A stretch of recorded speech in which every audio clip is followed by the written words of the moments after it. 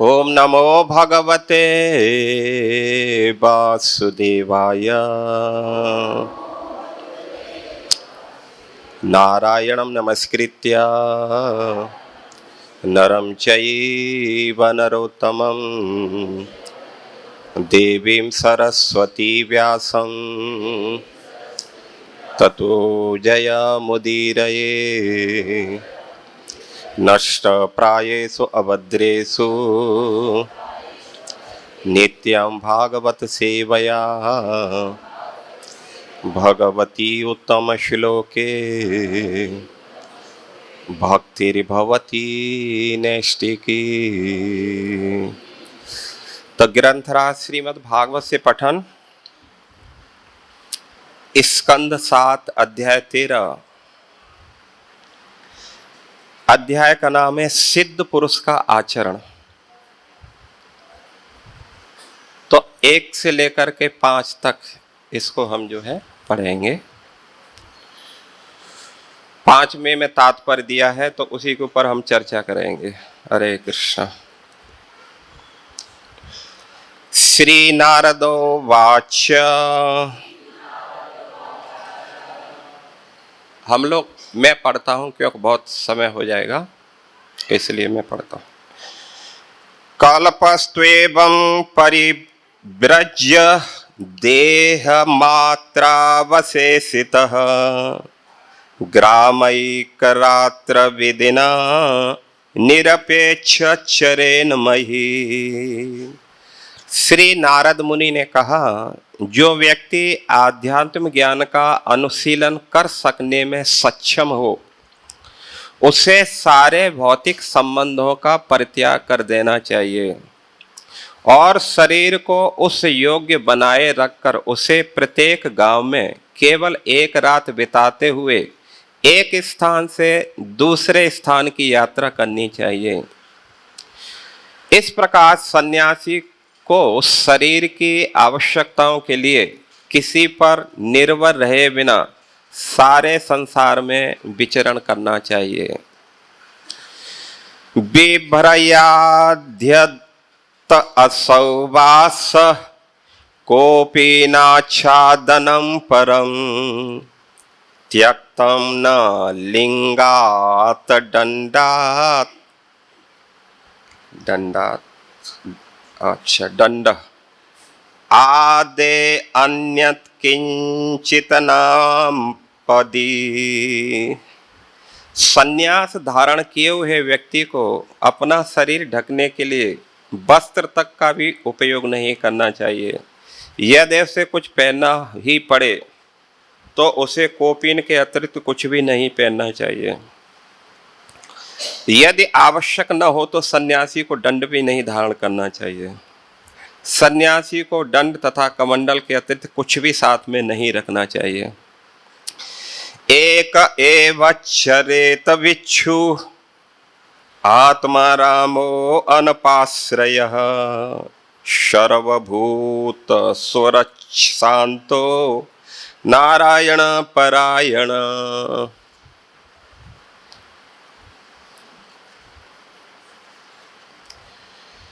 आत्मतुष्ट सन्यासी को चाहिए कि वह द्वार द्वार से भीख मांगकर जीवन यापन करे।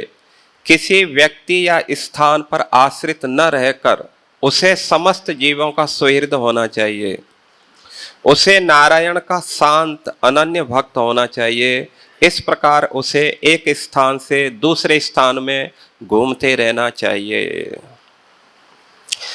पश्येत आत्मन्यदो विश्वम परे सदसतो व्यये आत्मानं च परम ब्रह्म सर्वत्र सदसन्मये। सन्यासी को चाहिए कि वह परम पुरुष को प्रत्येक वस्तु में सदा व्याप्त देखने का प्रयास करे और प्रत्येक वस्तु को, जिसमें यह ब्रह्मांड भी है, को परम पुरुष पर टिका देखे। तो ये 4 श्लोक हैं जो एक सन्यासी को कैसा आचरण करना चाहिए उसके बारे में वर्णन किया जा रहा है। तो 5वें श्लोक को भी हम पढ़ते हैं। सुप्ति प्रबोधयो संध्या संध्यौ।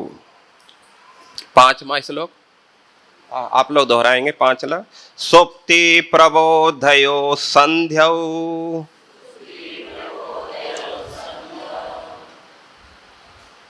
आत्मनो गतिमात्मद्रेक आत्मनो गतिमात्मद्रेक पश्यन् बंधं च मोक्षं च पश्यं बंधं च मोक्षं च माया मात्रं न वस्तुतः माया मात्रं न वस्तुतः सुप्ति प्रबोधयो संध्यौ आत्मनो गति आत्मद्रेक पश्यन् बंधं च मोक्षं च माया मात्रं न वस्तुतः माया मात्रं न वस्तुतः। आप लोग दोहराएंगे।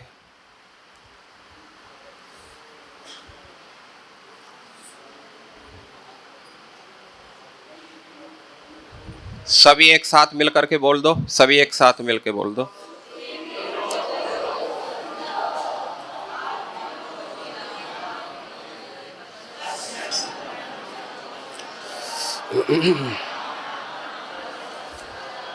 शब्दार्थ। सुप्ति अचेतनावस्था में, प्रबोधयो चेतनावस्था में, संधौ संधि अवस्था में, आत्मनः अपनी आत्मा में, गति गति आत्मद्रेक जो आत्मा को देख सकता है, पश्यन देखने या समझने का प्रयास करते हुए, बंधम जीवन की बद्ध अवस्था, च मोक्षम तथा जीवन की मुक्त अवस्था, च भी माया मात्रम मात्र मोह न वस्तुतः नहीं है वास्तव में। अनुवाद और तात्पर्य अवैचनार भक्ति वेदांत स्वामी शिला प्रभुपाद जी के द्वारा। शिला प्रभुपाद की जय। अनुवाद इस प्रकार है। उसे अचेत अवस्था एवं चेतन अवस्था में तथा इन दोनों के बीच की अवस्था में अर्थात संधि की अवस्था में अपने आप को समझने का प्रयत्न करना चाहिए, आत्म स्थित होना चाहिए। इस प्रकार उसे यह अनुभव करना चाहिए कि जीवन की बद्ध तथा मुक्त अवस्थाएं मात्र भ्रम हैं, वे वास्तविक तथ्य नहीं हैं। ऐसे उच्च ज्ञान से उसे सर्वव्यापी परम सत्य का दर्शन करना चाहिए। तात्पर्य अचेतना अवस्था अज्ञान, अंधकार या भौतिक जगत के अतिरिक्त कुछ भी नहीं है। चेतन अवस्था में मनुष्य जागृत रहता है। अचेतना तथा चेतना दोनों की मध्य अवस्था का कोई स्थायी अस्तित्व नहीं रहता। अतएव जो व्यक्ति अपने को समझने में प्रगत है उसे यह समझ लेना चाहिए कि अचेतन तथा चेतन मात्र भ्रम है,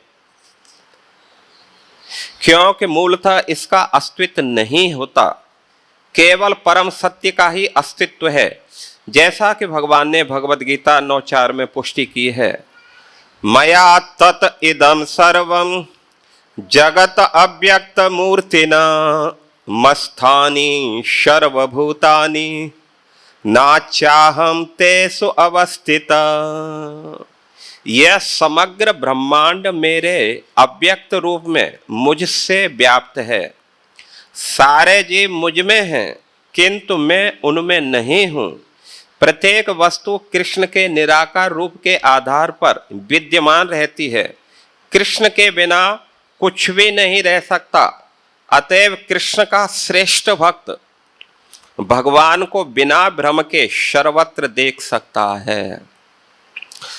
ओम ज्ञानम तिमिरांधस्य ज्ञानम जना शलाकया चक्षु उन्मीलितं येन तस्मै श्री गुरुवे नमः। नमः ओम विष्णुपदाय कृष्ण पृष्ठाय भूतले श्रीमते भक्तिवेदांत स्वामी इति नामिने। नमस्ते सरस्वती देवे गौरवाणी प्रचारिणे निर्विशेष शून्यवादी पाश्चात्य देश तारिणे। हे कृष्ण करुणा सिंधु दीनबंधु जगतपते गोपेश गोपिका कांत राधा कांत नमोस्तुते। तप्त कांचन गौरांगी राधे वृंदावनेश्वरी वृषभानुसुते देवी प्रणमामि हरिप्रिये।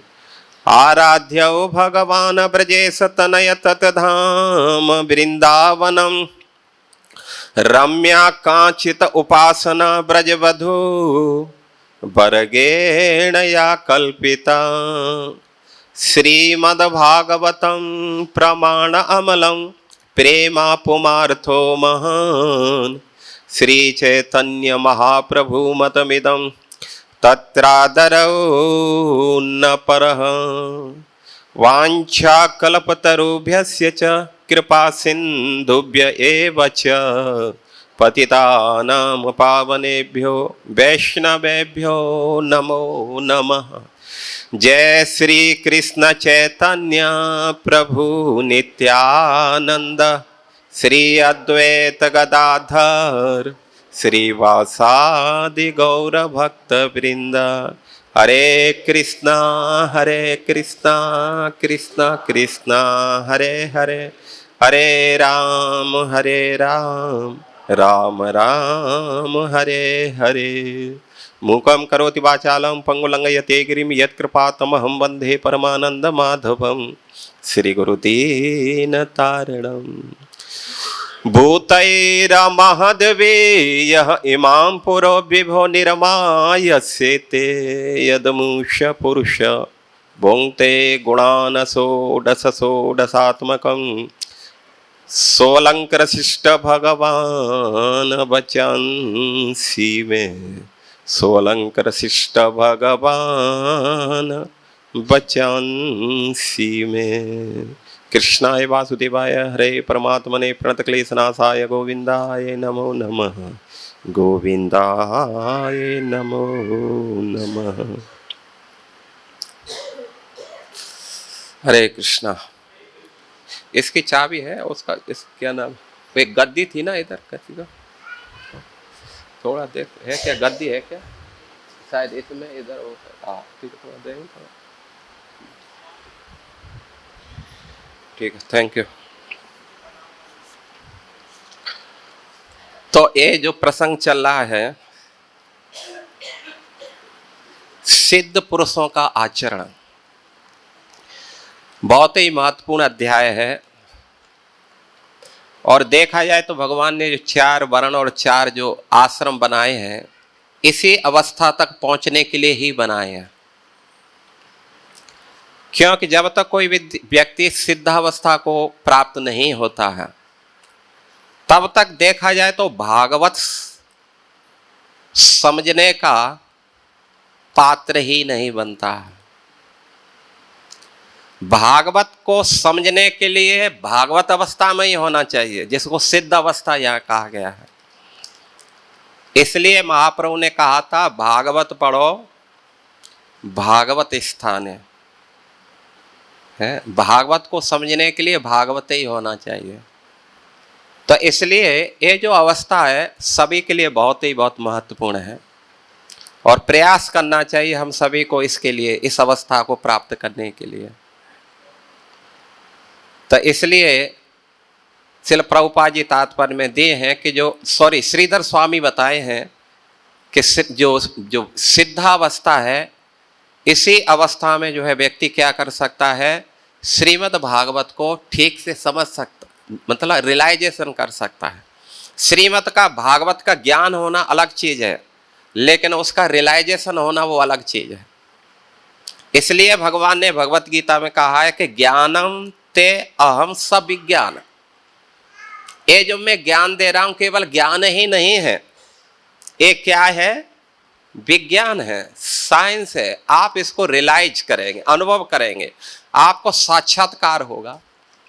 तो इसलिए साक्षात्कार करने के लिए इस अवस्था तक पहुंचना ही जरूरी है। इसलिए कहा गया है पीबत भागवतम रस आलयम मुहुरहो रसिका भुवि भावुका। पीबतम भागवतम रस आलयम, रस आलयम पीबत अर्थात इस रस के आलयों को वो ही पीते हैं। कौन पीते हैं, बार बार, मुहु, अगेन एंड अगेन, बार बार वो ही पीते हैं रसिका, जो रसिक है, अर्थात जो अनुभव कर रहे हैं, जिनको साक्षात्कार हो रहा है, वो ही इस भागवत को बार बार पिएंगे और उन्हीं को रसिक कहा गया। जब तक हम रसिक नहीं बनेंगे तब तक भागवत का आस्वादन ठीक से नहीं कर पाएंगे। इसलिए बोलो हरे कृष्णा।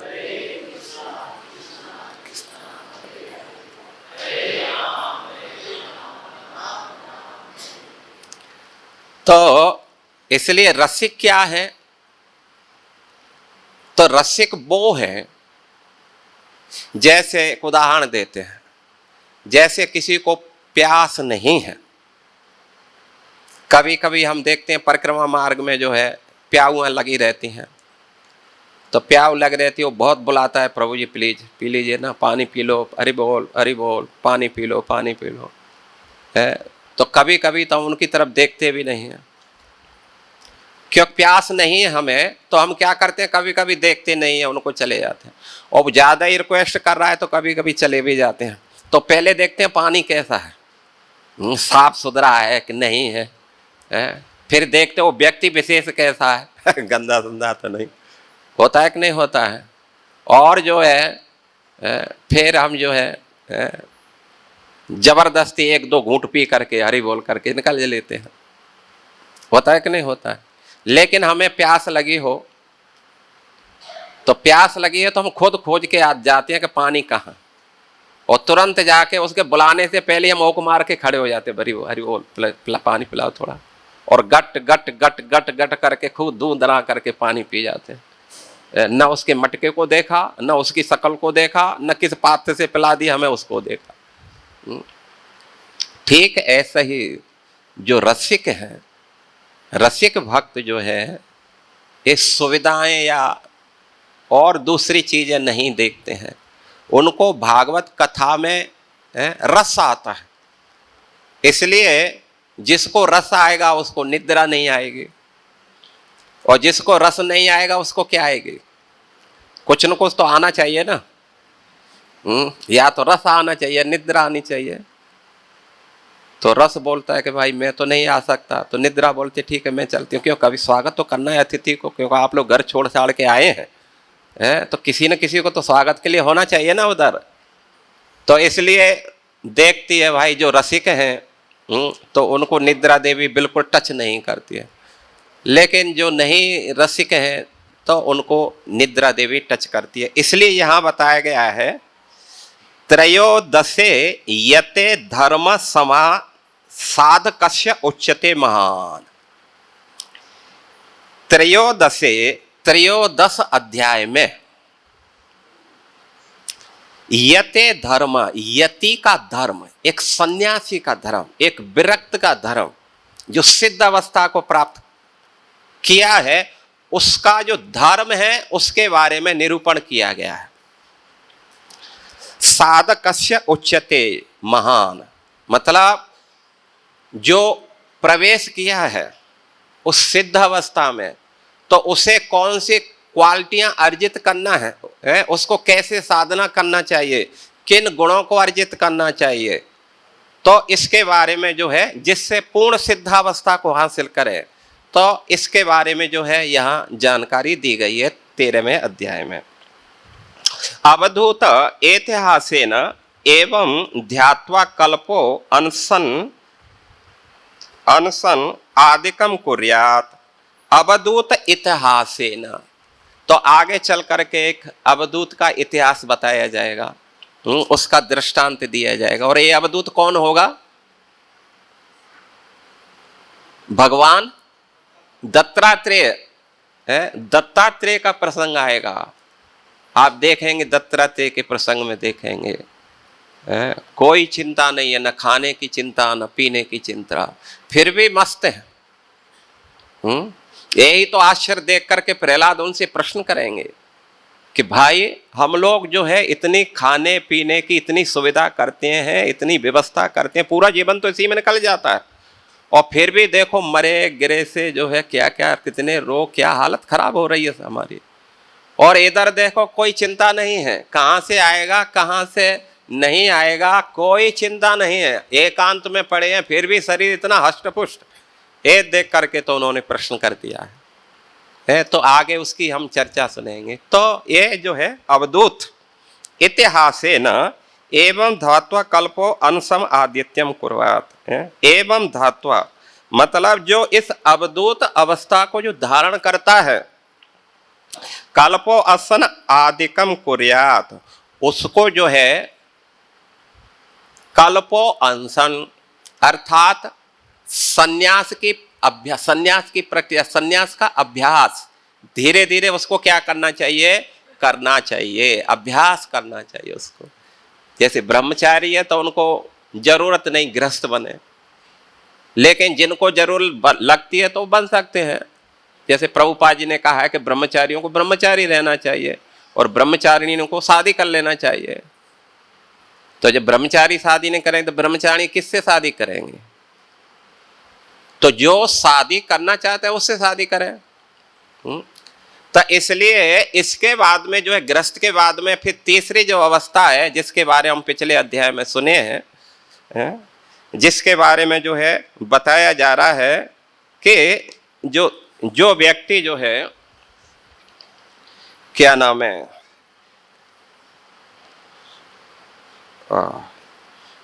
जो वानप्रस्थी के वानप्रस्थी के जीवन से जो कैसा हो चुका है, धीरे धीरे करके विरक्त हो चुका है, और जिसे जो है ब्रह्म साक्षात्कार के लिए उसकी क्या है, उसकी रुचि जागृत हो रही है, और ब्रह्म साक्षात्कार की उसकी रुचि जागृत है, तो उसे क्या करना चाहिए?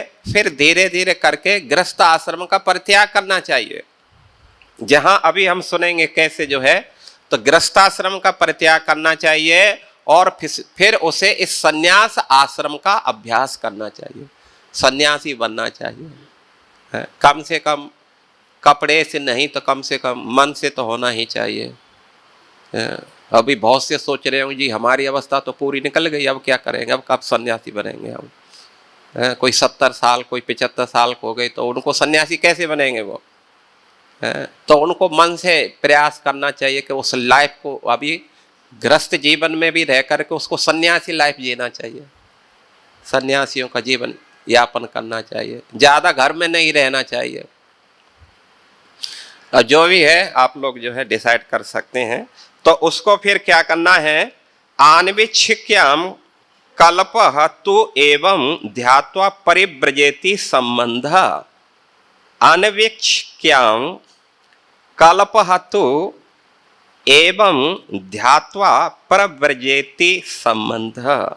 जो सन्यास है, सन्यास का मतलब यहाँ बताया गया है, उसको धारण करना चाहिए परिव्रजेति संबंध,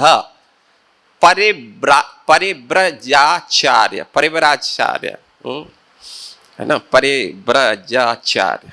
परिव्रजाचार्य का मतलब होता है, जैसे 4 अवस्था होती है सन्यासी की, कौन कौन सी है? कुटीचक, बहुदक, हंस और परिव्राजक 4, और हंस और परमहंस। हंस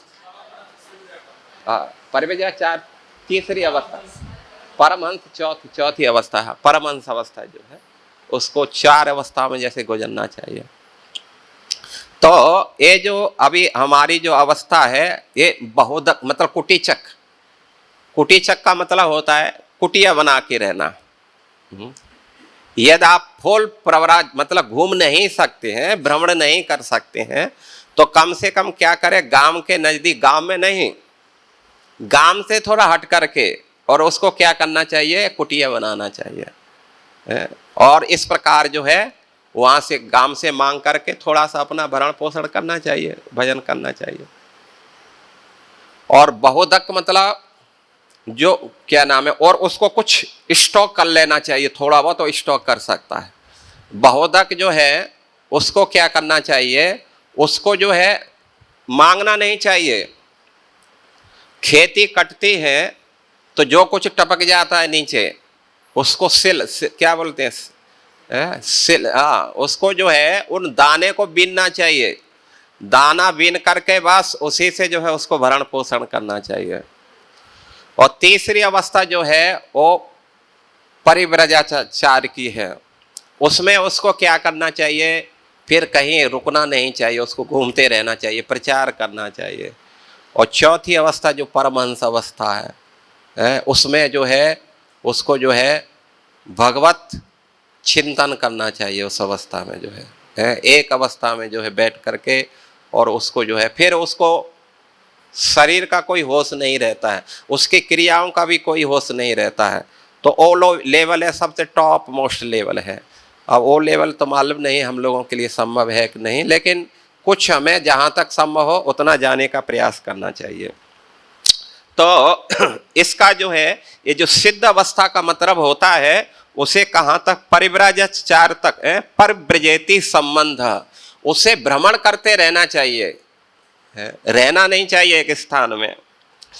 कियत अत्र त्याज्य है, उसे क्या त्याग करना चाहिए, है कुछ सामान लेकर के भ्रमण करना चाहिए, कुछ लगेज होना चाहिए, कुछ बैग होना चाहिए खाने पीने का। बोला नहीं नहीं, देह व्यतिरिक्तम एवं इति आह, देह मात्रेति तस्य धर्मान आह, अर्थात देह को लेकर के मात्र चलना चाहिए और कुछ भी नहीं। कपड़े लत्ते, बोला कपड़े लत्ते पहनना ही नहीं है तो कपड़े लत्ते लेकर के करोगे क्या, कपड़े लत्ते भी नहीं होने चाहिए, कपड़े भी नहीं होना चाहिए, है?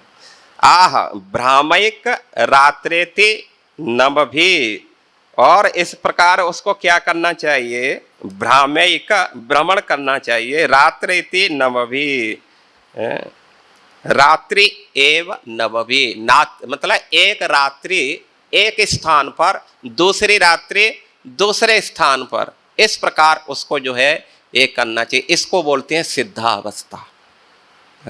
धीरे धीरे करके सिद्धावस्था की प्रैक्टिस है। तो अभी हम चलते हैं थोड़ा इस श्लोक के अनुसार। आपकी घड़ी तो बहुत दौड़ रही है, लेकिन हम कहाँ तक दौड़ पाएंगे तो मालूम नहीं। तो पहला श्लोक है, निकालेंगे ना पहला श्लोक। श्री नारदोवाच, पहला श्लोक।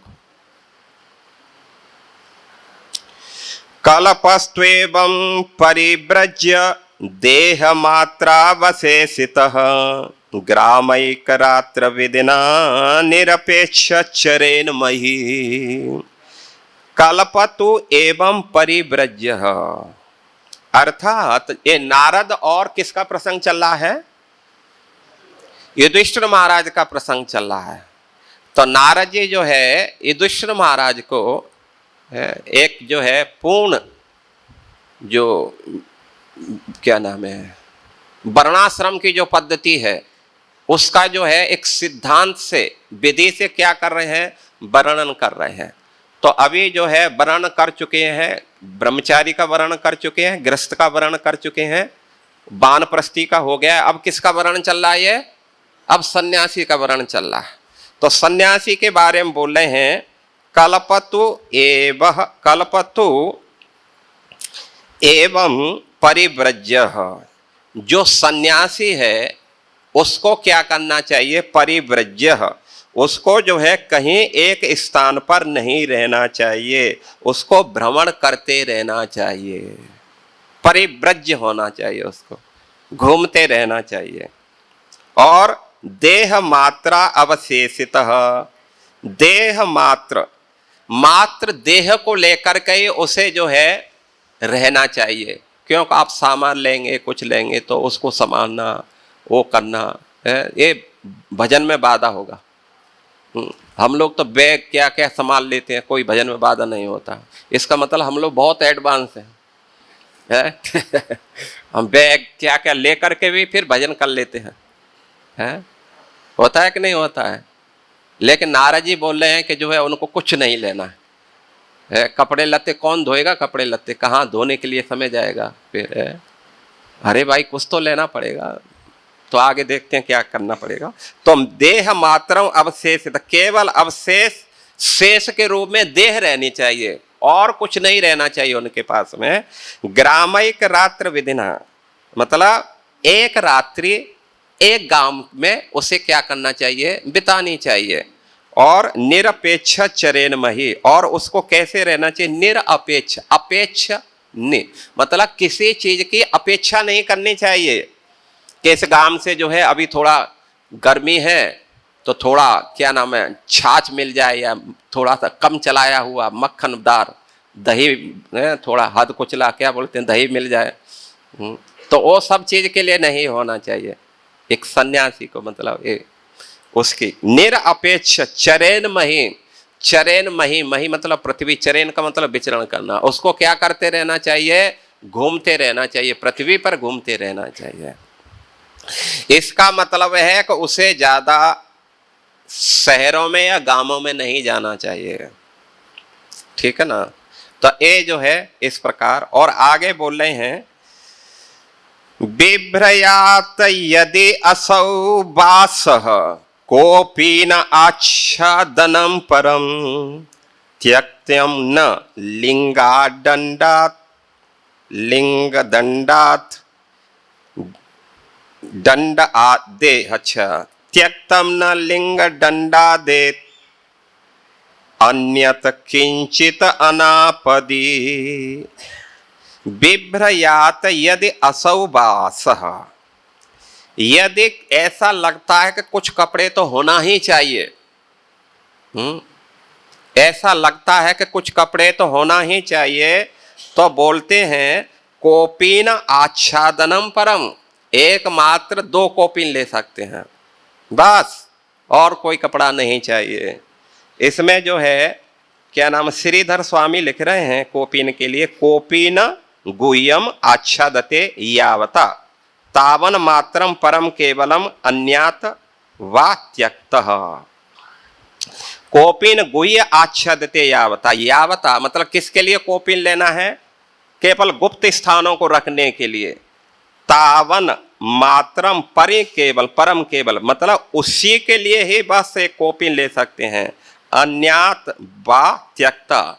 और बोले हैं कि कभी जो है जरूरत पानी वानी नहीं है तो कोपीन को भी छोड़ देना चाहिए, कोपीन भी नहीं लेना चाहिए। हरि बोल, हरे कृष्णा कृष्ण कृष्णा हरे हरे, हरे राम राम राम हरे हरे। मुझे तो ऐसा लगा आप सब लोग उसमें चले गए हैं कि आप कोपीन पहन के ही घूम रहे हैं।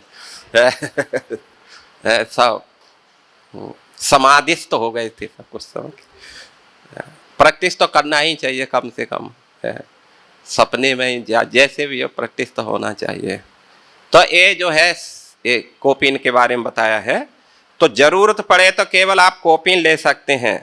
त्यक्तम न लिंग दंडा, लिंग लिंगात दंड आदे, अर्थात त्यक्तम मतलब त्याग कर देना चाहिए। किसका कर देना चाहिए त्याग, त्यक्तम न, अच्छा मतलब त्याग नहीं करना है, किसका, लिंगात दंड आदे, जो सन्यासी के जो पहचान है, लिंग मतलब पहचान जिसको बोलते हैं, सन्यासी की पहचान क्या है, त्रिदंड आदि होना, कमंडल होना, ये पहचान है।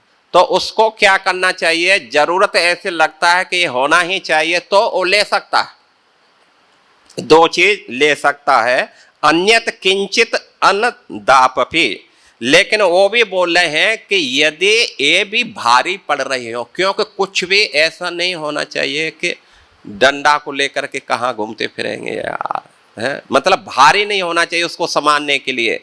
जरूरत पड़े तो डंडा को भी और उसको भी क्या कर सकते हैं, कमंडल को भी त्यक्त कर सकते हैं, है?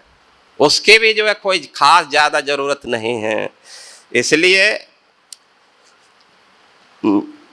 त्यक्तम न लिंगात दंड आदे अन्यत, मतलब उसको जो है हालांकि दंड का उसका त्याग नहीं करना है, लेकिन जरूरत पड़े तो त्याग भी सकता है, ये कोई ज्यादा जरूरी नहीं है।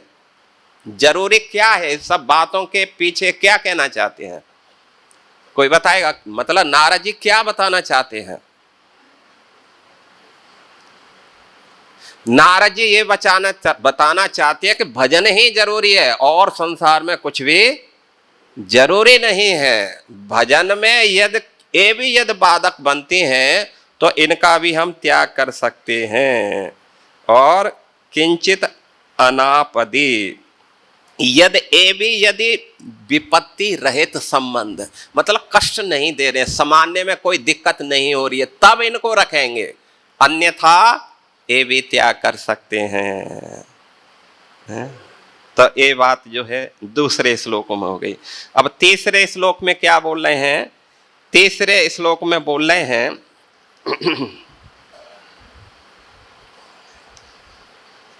बात तो अच्छी अच्छी है, अब देखो हम कितना उसको फॉलो कर सकते हैं, लेकिन प्रयास तो करना चाहिए। एक एव चरेत भिक्षु आत्म आराम अनपाश्रय सर्वभूत सुहृद शांत नारायण परायण। एक एव चरेत भिक्षु, उस भिक्षु को मतलब क्या करना चाहिए? भिक्षु जीवन व्यतीत करना चाहिए। भिक्षु मतलब भिक्षा करके जाना चाहिए, घर से एक दो घर से भिक्षा मांग लेना चाहिए। और एक एव चरेत, और उसे अकेला ही घूमना चाहिए और कोई दूसरा साथ में नहीं होना चाहिए। और क्या करना चाहिए? एक एव चरेत भिक्षु आत्म आराम अनपाश्रय। आत्म आराम, आत्म आराम मतलब आत्माराम। आत्माराम का मतलब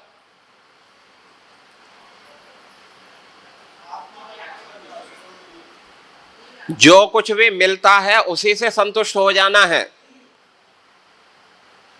कुछ भी जो है उसको और डिजायर मतलब कुछ चाह नहीं रखनी चाहिए कि थोड़ा और मिल जाता, थोड़ा ये चीज और मिल जाता तो और अच्छा था। जो मिल गया उसी में संतुष्ट हो जाना चाहिए। और शांत है आत्म आराम। और क्या है? अनपाश्रय, अनप आश्रय, अन्य किसी चीज की याचिका नहीं करना चाहिए। जो भगवत प्रेरणा से मतलब भगवत प्रेरणा से एक उचित समय पर जो वस्तु मिल गई है बस उसे ग्रहण करना चाहिए। इसके बाद में और एक्स्ट्रा जो है उसके लिए कोई प्रयास नहीं करना चाहिए उसको।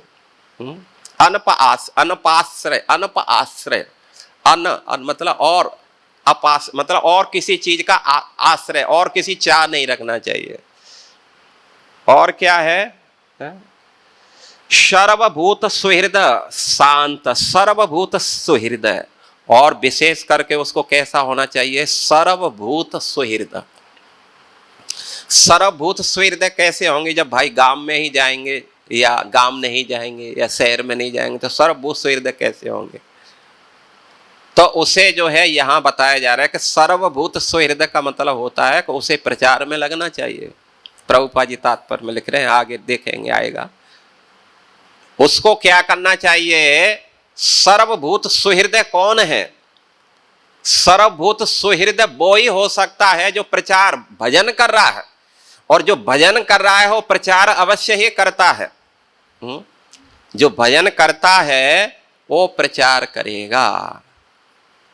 तो इसलिए यहां जो है कहा जा रहा है कि उसको कैसा होना चाहिए?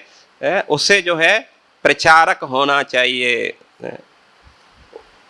प्रचारक होना चाहिए। क्यों है तो सर्वभूत सुहृद, हर एक का हितैषी होना चाहिए। हितैषी कैसे करेंगे, हितैष किसका करेंगे, तो हित किसी का करना है तो जो सही हित है वो भक्त बनाना चाहिए, उसको भक्ति में जोड़ देना चाहिए। सर्वभूत सुहृद है, सबका मतलब हितैषी बनने के लिए उसको क्या करना होगा, प्रचार करना चाहिए। और इसलिए गोपियां बोलती हैं इस बात को प्रूफ करने के लिए, सर्वभूत सुहृत मतलब ये बहुत अच्छा गुण है। और ये गुण जो है भक्तों में ही आ सकता है। यस्यास्ति भक्तिर् भगवती अकिंचना सर्वै गुण तत्र समासते सुरा, तत्र सर्वै गुण समासते सुरा। भगवत जो गुण है, दैवी जो गुण है, वहीं समाते हैं, वहीं आते हैं जो भक्ति करता है, जो भजन में लगा हुआ। और जो भक्त है वो सर्वभूत सुहृदय होता है। और सर्वभूत सुहृद का मतलब होता है, जैसे प्रभुपाद जी ने बताया है कि वो जो है प्रचार करता है। तो इसलिए तब कथामृतम ताप्त जीवनम कविभिरीडितम कल्मषापहम श्रवणमंगलम श्रीमदाततं भुवि गृह्णन्ति ये भूरिदा जना। तो भुवि गृह्णन्ति ये भूरिदा जना। भूरिदा जन, जन भूरिदा, वो ही सबके जन मतलब वो भक्त जो है सुहृत हो सकते हैं। वो क्या करते हैं, दान करते हैं, दान देते रहते हैं। अरे भाई आप क्या बात कर रहे हो भाई, दान देते रहते हैं, लंगोटी के अलावा उस पर कुछ है नहीं, वो क्या दान करेगा है? क्या दान करेगा भाई, लंगोटी के अलावा बहुतों के पास तो बहुत कुछ है, कई बैंकों में पड़ा है माल। तो उसको क्या करना चाहिए, किसका दान करना चाहिए सन्यासी को, कथा का है। तब कथा अमृतम, जो आपकी कथा अमरता को देने वाली है, व्यक्ति को यही अमर बना सकती है। जो कथा का दान करता है वास्तव में एक कथा व्यक्ति को अमर बनाती है, मरने नहीं देती है। और तप्त जीवनम, जो संसार में तप्त दग्ध हो रहे हैं, जल रहे हैं, परिदहीयतः, जो प्रकृष्ट रूप से दहन हो रहे हैं, उनके जीवन में भी शीतलता ये कथा प्रदान करती है। ये ध्यान से सुन लेना चाहिए, कथा ही शीतलता मतलब प्रदान करेगी। संसार के अंदर और कोई चीज शीतलता दे ही नहीं सकती है।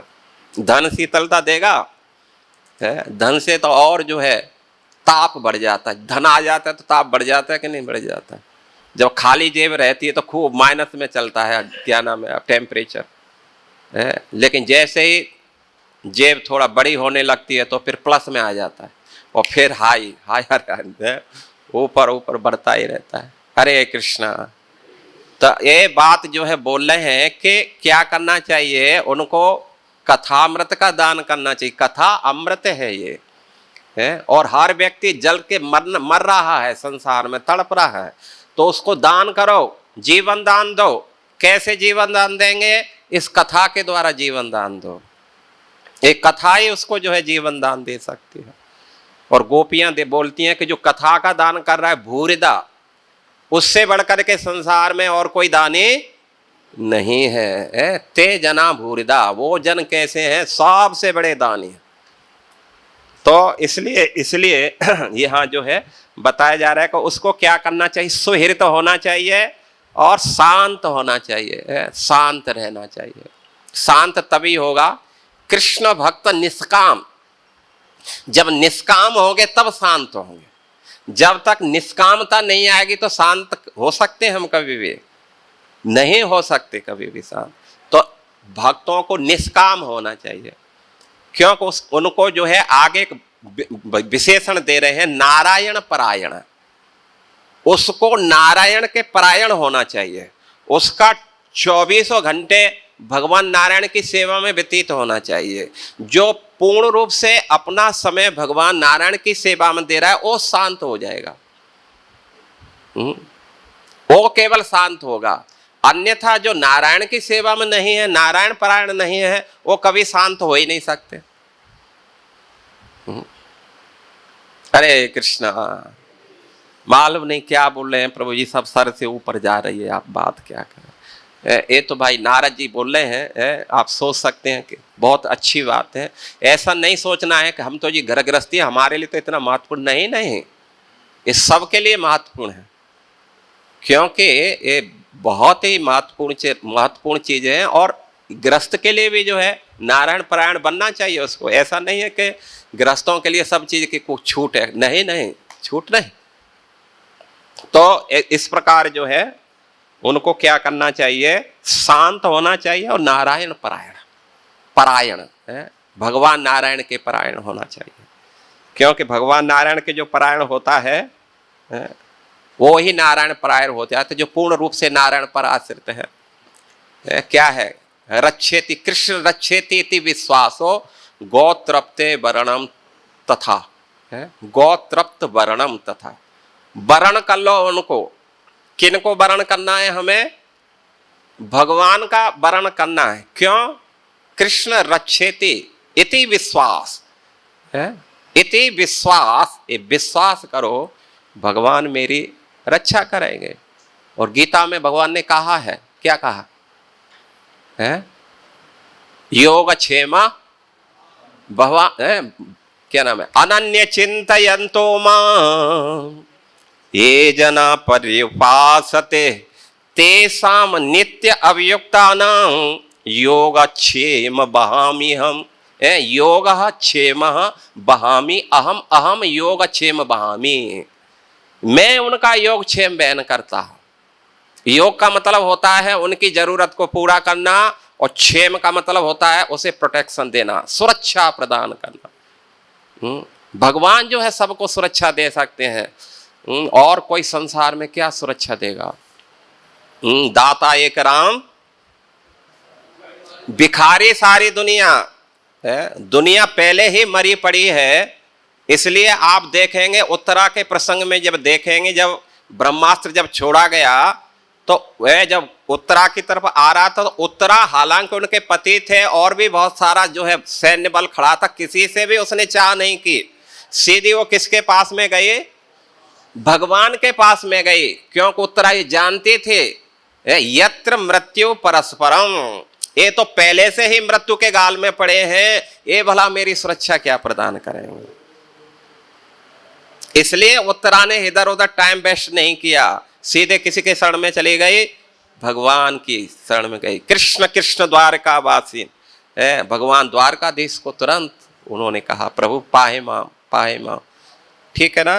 तो इस प्रकार जो है हमें क्या करना चाहिए वो करना। 5 मिनट में मैं समाप्त करूंगा, आप लोग जो है समय तो निकल ही रहा है। शुक्ति प्रबोधयो संधौ आत्मनो गतिमात्मदृक् पश्यन् बंधम च मोचम च माया मात्रम न वस्तुतः। सुप्ति प्रबोधयो और संधौ। सुप्ति का मतलब सोया हुआ, प्रबोध का मतलब होता है जागा हुआ, और संध्या का मतलब होता है इन दोनों के बीच की अवस्था का, ना सोया है ना जगा। बोल रहे हैं आत्मनो गतिम आत्मदृक्, आत्मन गतिम आत्मदृक्, जो आत्मा की गति है। समझ रहे ना, ये तीनों अवस्था में यदि कोई व्यक्ति आत्मगति को देखता है, पश्यम बंध्यम च मोक्षम च, यदि इसको देख रहा है, आत्मा की गति को देख रहा है। क्या देख रहा है कि आत्मा यदि भगवान के भजन में लगी है तो ठीक से है, वो जिंदा है, कोई बात नहीं है।